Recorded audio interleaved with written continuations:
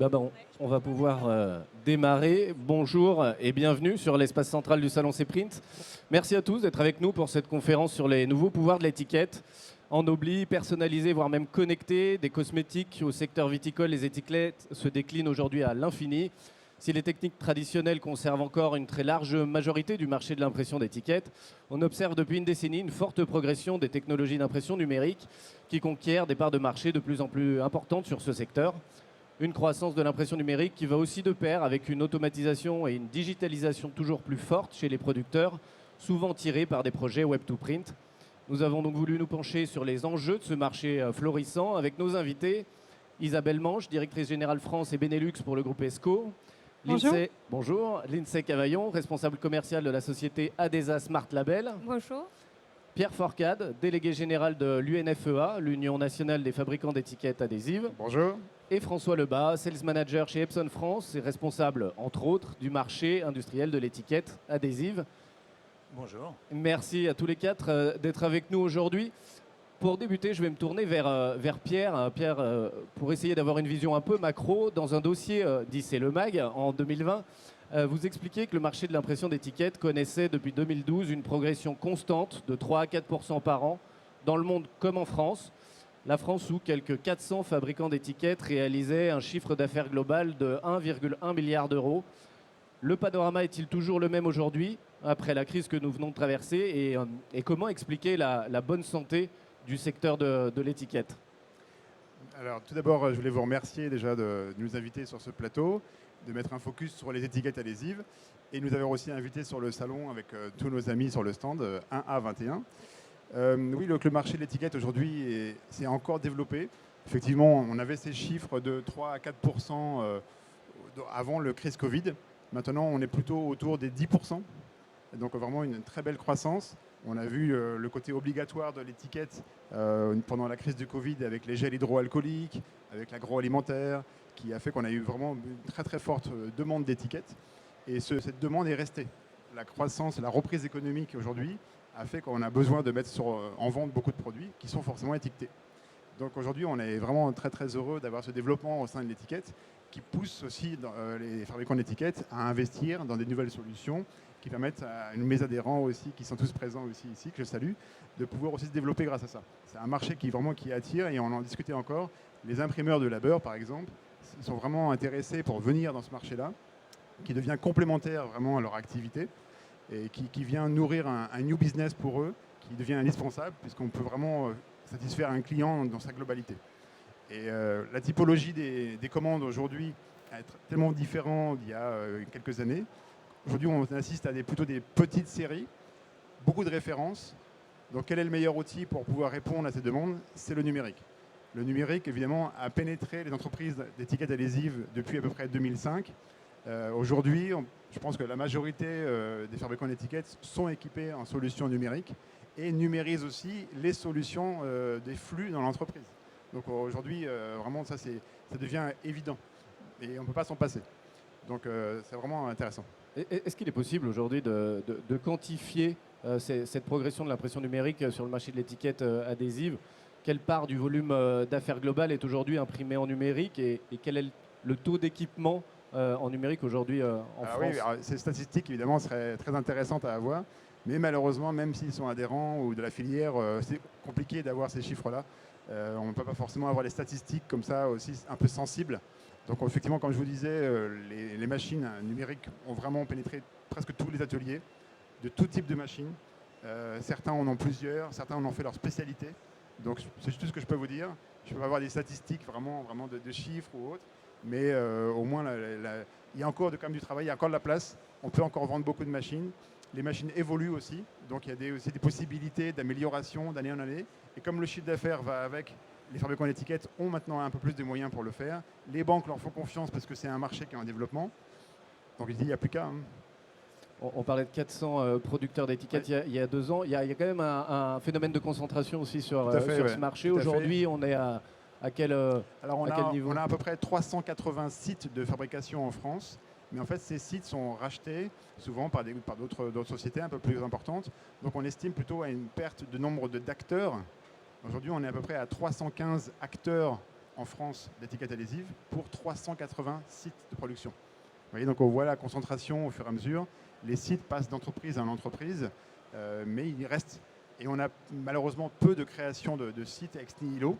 Par contre, le site reste toujours en place parce que c'est vraiment important, parce que les clients sont là. Les clients sont à un maximum 120-200 km de là. Donc il ne faut surtout pas délocaliser le site.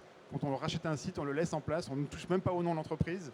On voit Adesa, on ne touchera jamais à votre nom, c'est vraiment important, parce que c'est l'image de la société. Donc c'est pour ça que les sites resteront toujours à 380, mais malheureusement le nombre d'acteurs va baisser. Parce qu'il y a aussi une relation de proximité, tu me disais Pierre en préparation de cette conférence, sur le marché de l'étiquette, il faut être à proximité de ses clients. Toujours. Il y a une réactivité, une proximité, une meilleure connaissance. Et le commercial peut facilement aller voir le client. Le client vient signer des BAT machines et vient s'assurer de la bonne qualité de la marge de sa commande, quoi. François, en tant que constructeur aussi de machines, tu as vu cette évolution et cette progression. Comment tu analyses, toi, cette percée, si on peut s'exprimer ainsi, de l'impression numérique? Il y a plusieurs technologies d'impression et on n'est plus à se demander si jamais le numérique, ça marche ou ça ne marche pas. Maintenant, c'est quel numérique, pour quel besoin. Donc, pour aller visiter régulièrement les imprimantes textiles, moi je pense qu'à mon avis, il y a 80% des sites où il y a du numérique. Maintenant, là où il y a une part aussi à prendre, c'est multiplier les périphériques d'impression numérique au sein des sites.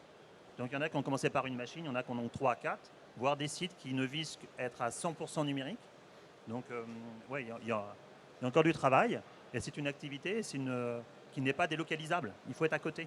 C'est comme le packaging, il faut vraiment réduire le time to market, et la solution d'impression en fait complètement partie.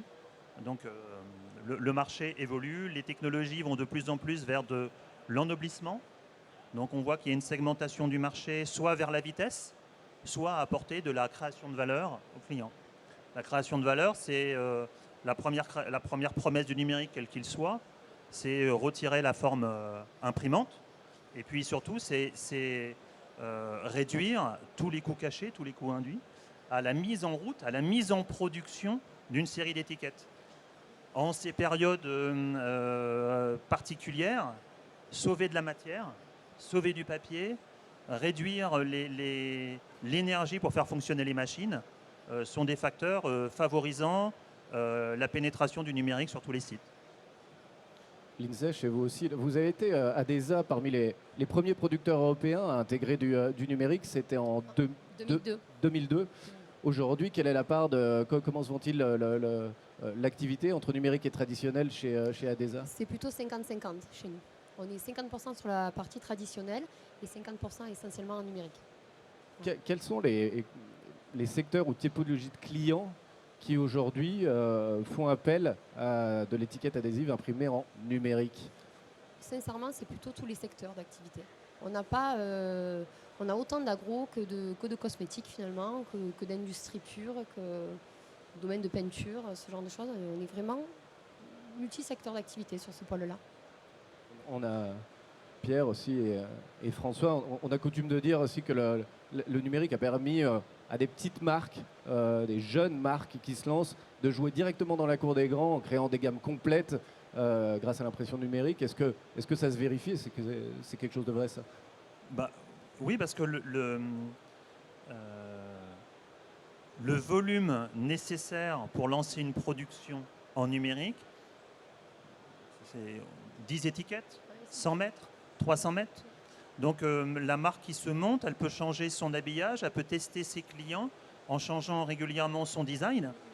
Donc elle peut vraiment se lancer très simplement avec une qualité premium. Donc c'est pas du moins 10 ans.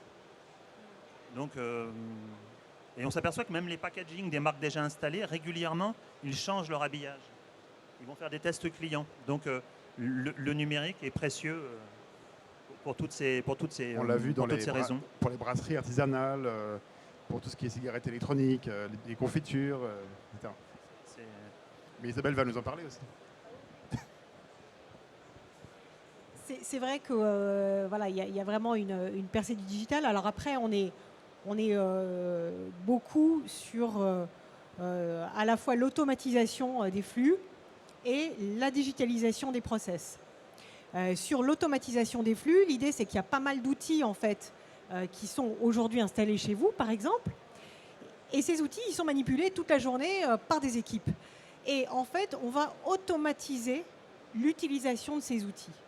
Donc l'automatisation, ça va permettre de standardiser en fait le niveau de qualité, quel que soit l'opérateur. Ça va permettre du coup de répondre aux attentes de qualité des clients finaux, aux normes de qualité attendues. Ça va permettre l'automatisation, bien sûr, d'être meilleure en termes de productivité. On a des clients qui font plus 30% de productivité, plus 4 heures de production par jour quand même, grâce à l'automatisation, donc c'est énorme.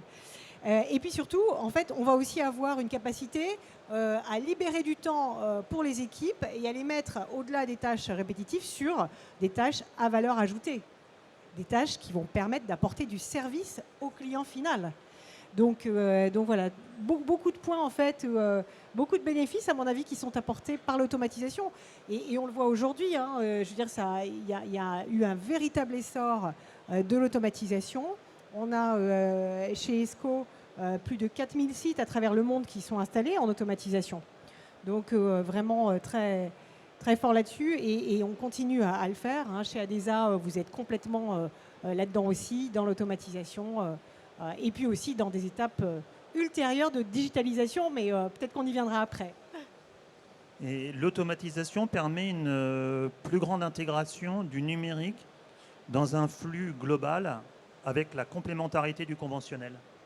C'est-à-dire que ça permet vraiment d'intégrer les technologies et dans un atelier de pouvoir avoir le même rendu, la même qualité dans un flux qui est automatisé, à savoir avec entre des presses conventionnelles et presses numériques. On n'est plus dans l'opposition. Oui, Ça pouvait être il y a quelques années avec le début du numérique où c'était un peu un État dans l'État. Maintenant, il y a une uniformisation et je pense que c'est un réel progrès qui banalise le numérique. Ouais, et c'est une bonne chose, c'est un outil comme un autre. Exactement, et je pense que justement pour nos clients, hein, pour tous ceux qui produisent de l'étiquette, c'est une valeur énorme parce que ça permet de gérer au mieux économiquement l'entreprise en servant de manière toujours qualitative le client, en respectant le cahier des charges. C'est-à-dire que le client au final, il achète une étiquette avec un niveau de qualité et c'est son prestataire qui va choisir l'outil de production en fonction de la disponibilité machine, des équipes, etc. Enfin, tout un tas de notions économiques aussi liées à la gestion de l'entreprise. Donc, il y a vraiment, je suis complètement d'accord, une belle complémentarité. Il n'y a pas d'opposition, en fait.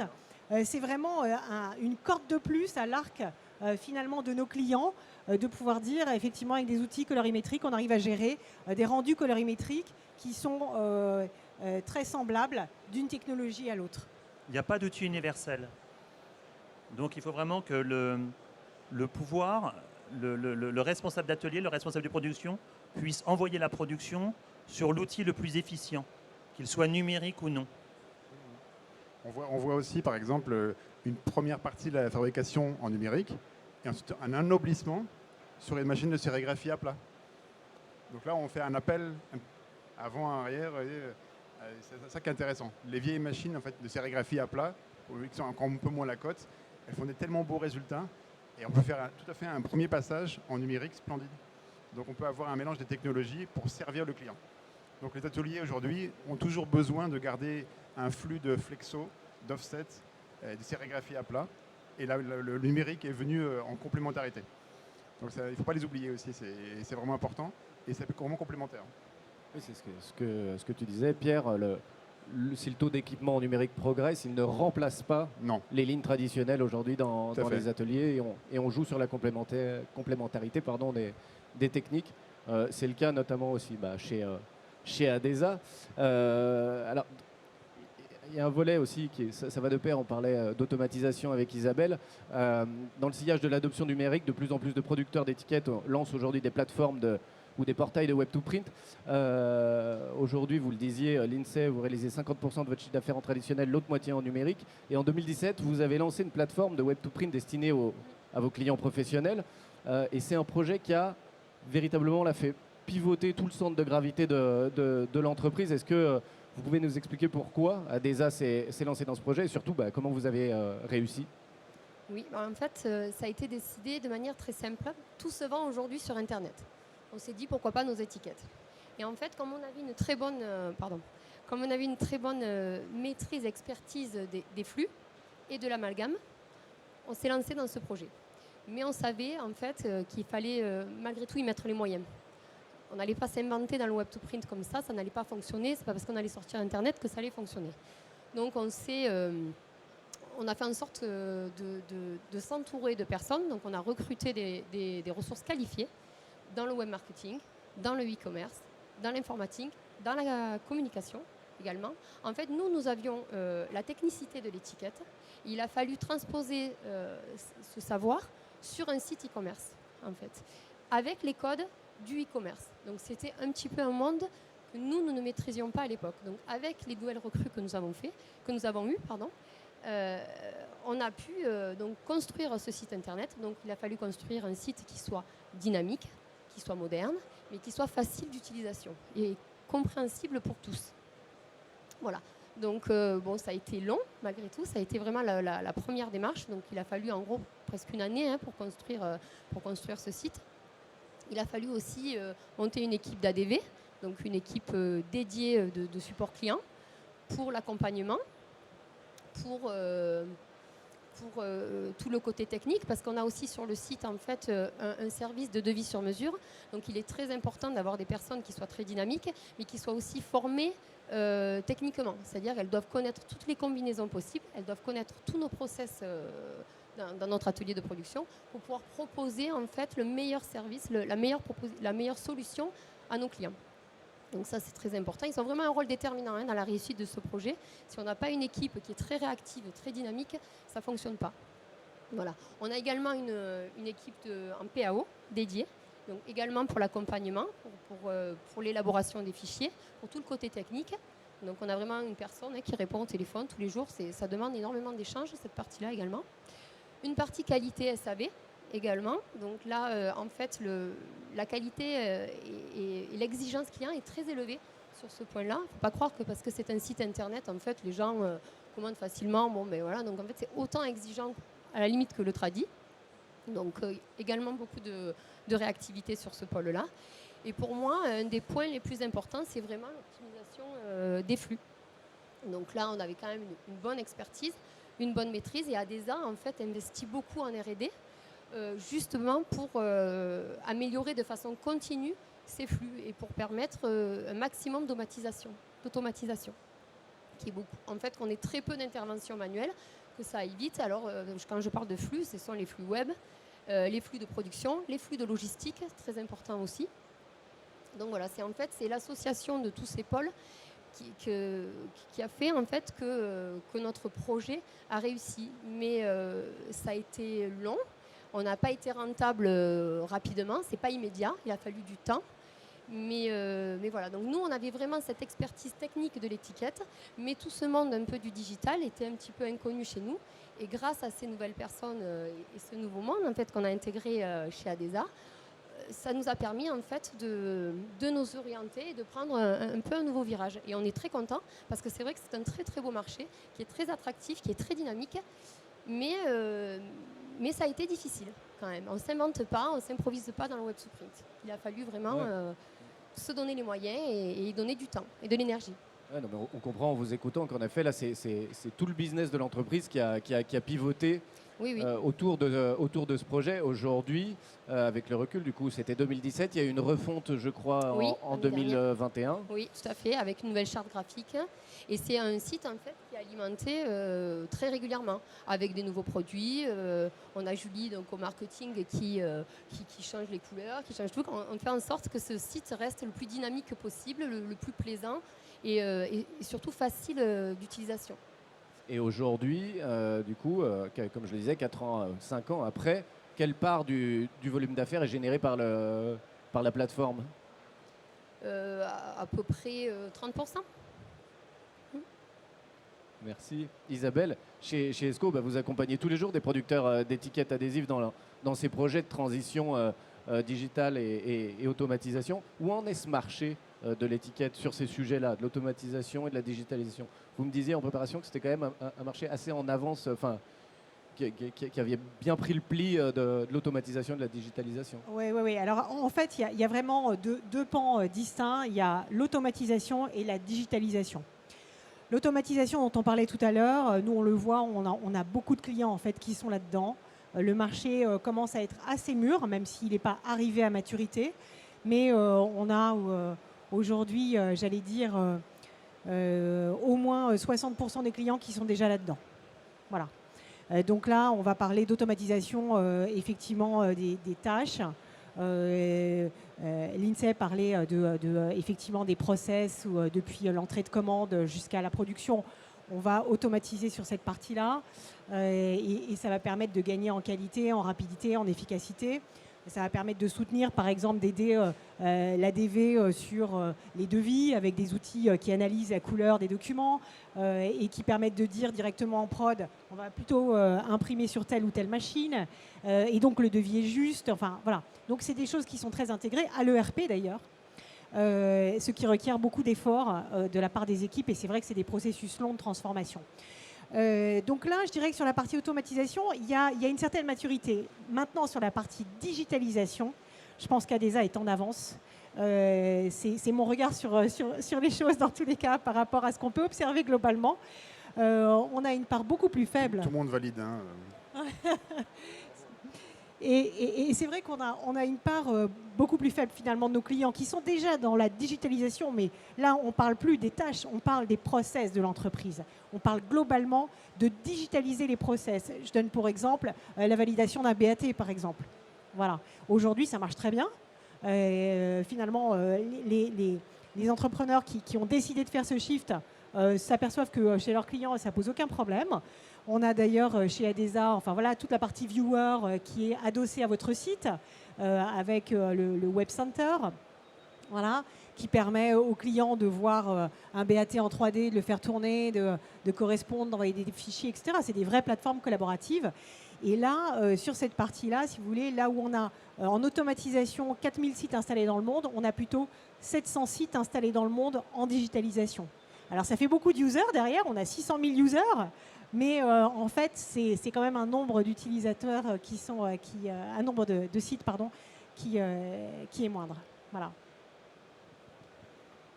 Pour revenir au pouvoir de l'étiquette, il y avait un sujet aussi que je voulais aborder, c'était celui des étiquettes connectées.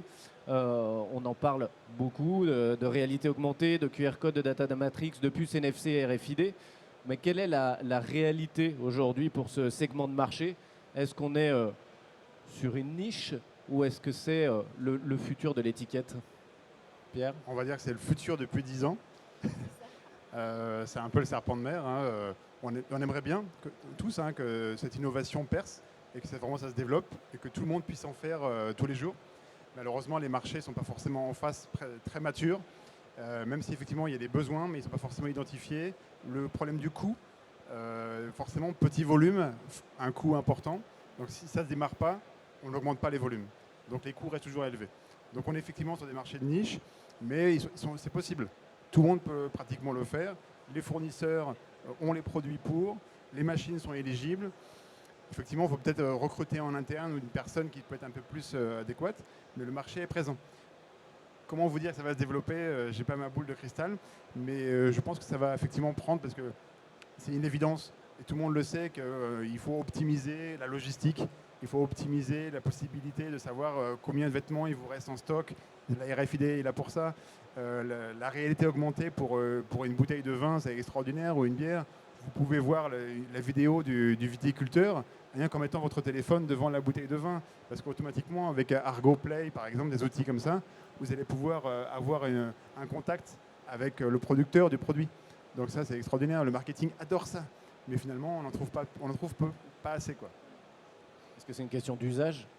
Les usages ne sont pas encore développés. Alors, le QR code est revenu très fort avec la crise du Covid, mais en effet, la réalité augmentée, notamment, on a du mal à voir encore un développement des usages. Les agences de com ne sont pas forcément bien informées. Le producteur lui-même, encore moins. Donc effectivement, il y a peut-être un travail de fond à faire au niveau de l'information, d'aller voir les acteurs, mais je pense que c'est déjà fait, hein, mais il faudra encore faire une marche supérieure pour leur proposer des produits finis en disant voilà comment ça se passe, avec des témoignages de clients qui ont dit ça m'a permis de vendre X pourcentage de plus parce que j'ai fait ça, etc. quoi. Ouais, je pense que c'est vraiment le point, je suis complètement d'accord Pierre, je pense que c'est le business model des brands.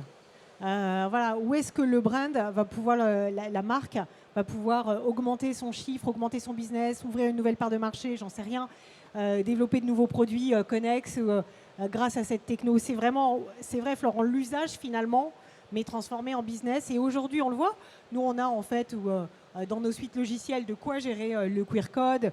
Même là récemment, on a eu des clients qui voulaient intégrer leur logo dans le QR code. Enfin, aucun problème, on sait faire ça. On sait faire un peu les pieds au mur. Mais finalement, quel brand va commander ça? C'est encore une véritable question. Il faudrait une locomotive, quoi, une belle marque reconnue de tous, qui présente des chiffres extraordinaires. Et là, du coup, il va y avoir un engouement. Ça va tirer le train général, quoi. Ouais, je pense que quand la locomotive aura trouvé la formule, au sens aura percé sur un business, tous les autres vont regarder ce qui s'est passé et peut-être que ce sera l'élément déclencheur pour porter cette techno. Mais voilà, et je pense que dans ce cadre-là, tout ce qui est digital et impression numérique va aussi... Parce que la technologie est là. Absolument. Il n'y a plus qu'à. Et c'est la créativité, c'est la création des marques, des designers que les imprimeurs attendent. Ouais. L'INSEE, vous avez la capacité chez ADESA d'intégrer de la puce NFC ou de Oui, nous on l'a eu proposer de la fait il y a réalité quelques années avec un partenaire local. On ne fait plus aujourd'hui, mais oui, on est totalement équipé pour le faire, hein, sans souci. Mais on n'a pas forcément le marché Vous n'avez pas le aujourd'hui. marché, ouais. Non. Ok. Non, non. Donc ça confirme. Ouais. Non, non. Et tu parlais de créativité, en effet, François. Est-ce que c'est la même chose pour une autre arlésienne un petit peu? Je devrais peut-être pas dire ça sur un salon comme Cprint, mais la donnée variable. La donnée variable, c'est pareil. C'est voilà, intrinsèquement, on en parle depuis les débuts de l'impression numérique, oui, mais tout le monde en parle, personne n'en fait. Est-ce que c'est un petit peu le... C'est tout à fait ça. Techniquement, c'est possible. C'est un gros intérêt du numérique. Mais pour pouvoir imprimer la donnée variable, il faut donner sa donnée. Et c'est là que le bas blesse. Voilà. Ou alors gérer les problématiques éventuellement de sécurité. Voilà, sur lequel on va faire de la donnée variable, mais sans avoir besoin de fichiers en tant que tel. Ce sera plus de la numérotation. Mais voilà, c'est peanuts aujourd'hui. Hein. Je pense que ça peut valoriser le produit, par contre. La personnalisation, tout le monde en souhaite, tout le monde le rêve. Et on a une étiquette unique. On a une bouteille de vin, par exemple. Il n'y a que vous qui avez cette bouteille, cette étiquette-là. C'est extraordinaire quand même. Donc, pour une grande marque qui fait 1 million de bouteilles, vous avez la seule étiquette, c'est la vôtre. Donc, je pense qu'il y a quand même un coup à jouer quand même dessus. Ouais. Et ça se développe hein, quand même. Mais depuis Coca-Cola et ses prénoms, et puis oui. Nutella et ses étiquettes au visuel tous différents, on n'a pas vu en effet encore grand-chose sur... non, parce que ça a attiré le marché un peu vers le bas malheureusement, parce que c'est Coca et Nutella. Donc forcément, les grands vignobles ne sont pas jetés dessus, mais les bières par exemple, ou le vin, vous avez souvent le vin qui est vendu en carton de 6. Donc, vous pouvez imaginer donc, les 6 étiquettes différentes pour tout le domaine, le rosé, le rouge, etc. Et vous avez une étiquette différente. Donc là, vous pouvez jouer sur le carton de 6 pour jouer une histoire. Si vous mettez les 6 bouteilles les unes à côté des autres, vous avez un visuel complet. Il y a vraiment de quoi faire, quoi. C'est toujours pareil, on a les outils, hein, on a les machines, les logiciels, mais c'est encore un problème de création, d'amener les agences de packaging à y réfléchir, à avoir le réflexe en disant différenciez-vous des autres grâce à cette technologie, quoi. Peut-être que l'arrivée de nouvelles marques, de nouveaux acteurs, peut pousser justement par cette créativité à se différencier sur ce marché-là. Mais comme tu disais, hein, technologiquement parlant, tout est là. Hein. Il faut aller prêcher maintenant, prêcher la bonne parole. Merci à tous les quatre pour vos interventions. Est-ce que dans la salle, on a des questions pour nos intervenants ?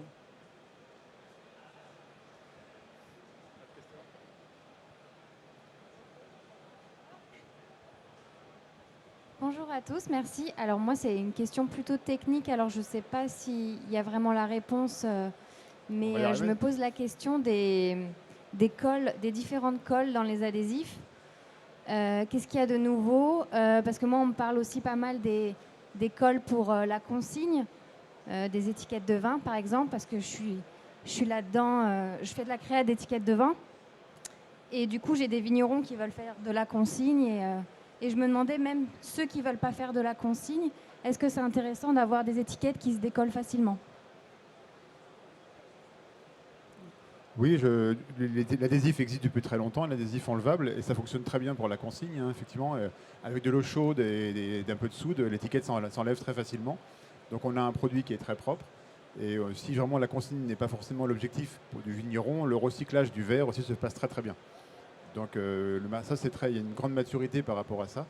Donc on va surtout éviter de garder la même étiquette à chaque lavage, parce que ça ne va pas être très joli. Il y a une dégradation de l'impression qui risque de se faire, et donc du coup de l'information du consommateur. Donc là, il y a un danger. Donc il faut toujours avoir le réflexe, consigne, une nouvelle étiquette. On enlève l'étiquette du contenant, on repart sur un contenant propre, on remet une nouvelle étiquette. Et ce sera pareil pour tous les produits en consigne. Si vous vouliez ajouter autre chose. D'autres questions? Je voulais ajouter quelque chose, Florent.